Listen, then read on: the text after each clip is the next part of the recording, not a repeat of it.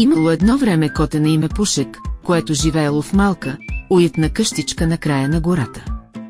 Пушек бил много любопитен и обичал да открива нови неща. Един ден, когато слънцето ярко греело, решил да отиде на пазар до близкия магазин. Днес ще си купя нещо вкусно. Помислил си с радост. Винаги мечтаял да опита всички сладкиши, които можело да намери. Облекал си малкото синьо яке, сложил си шапката и взел малката плетена кошница. Тръгнал по пътя, наникайки си любимата песен.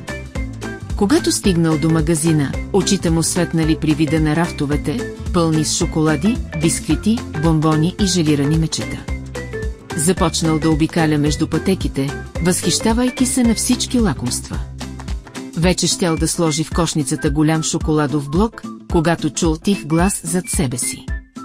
Пушек, наистина ли ти трябват всички тези сладкиши? Попитала малката мишка Зуза, която се появила неочаквано. Пушек се обърнал и видял своята приятелка. Но Зуза те изглеждат толкова вкусни. Отвърнал котето.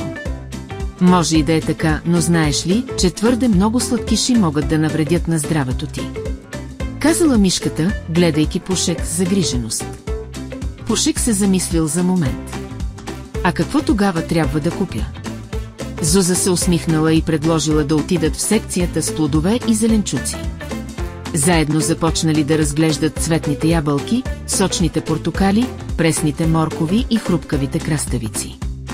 Виж колко са красиви тези плодове и зеленчуци. Извикал Пушек. И освен това са здравословни.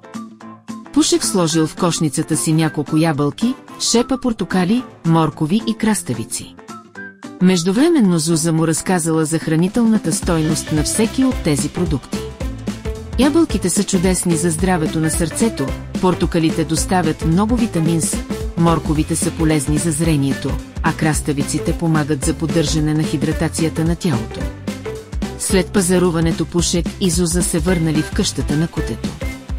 Там заедно приготвили вкусна плодово-зеленчукова салата. Пушек е изял с апетит и след това благодарил на Зуза за помощта.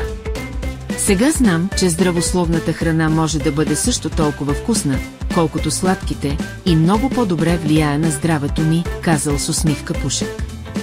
От тогава, всеки път, когато Пушек отивал на пазар, винаги помнал да сложи в кошницата много здравословни неща. Благодарение на това той бил щастлив, здрав и пълен с енергия, готов за нови приключения.